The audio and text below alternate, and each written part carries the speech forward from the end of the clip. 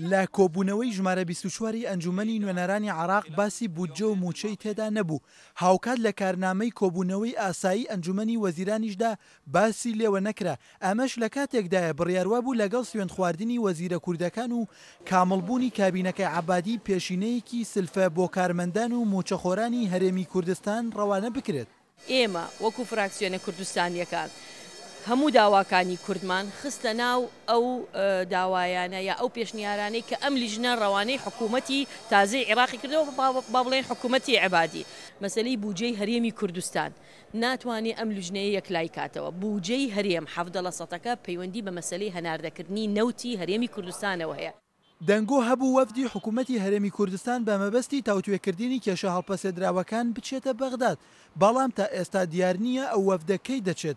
عەبادی چاوەڕێی مستەحەقاتی بەرچاوڕوونی سیاسەتی نەوتی هەرێم دەکات بۆ ئەوەی پرسی بودجە و موچە یەکلایی بکرێتەوە، بەڵام حکوومەتی هەرێمی کوردستان بۆ چارەسەرکردنی ئەو پرسە هەنگاوی بۆ پێشەوە نەناوە.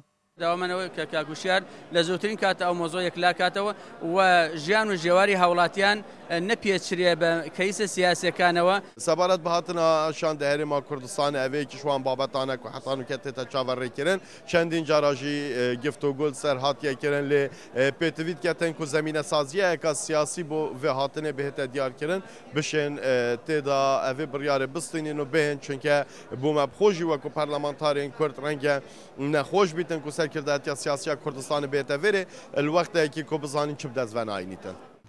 سیاسەتی نەوت بووەتە بەڵایەکی گەورە و لە کۆڵی خەڵکی هەرێمی کوردستان و موچەخۆران نابێتەوە.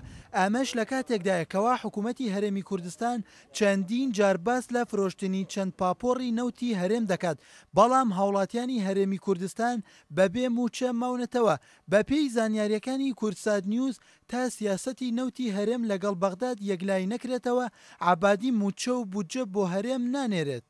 ئەوادەیە کورد دیاری کردووە بۆ کابینەکەی عەبادی ڕوو لە تەواوبوون دەچێت. تا ئێستاش هیچ داواکاریەکی کورد جێبەجێ نەکراوە. هاوکات پرسی نەوت بۆتە بەڵایەکی گەورە بۆ خەڵکی هەرێمی کوردستان و هۆکارێکی سەرەکیە بۆ نەناردنی موچە و بودجەی هەرێمی کوردستان.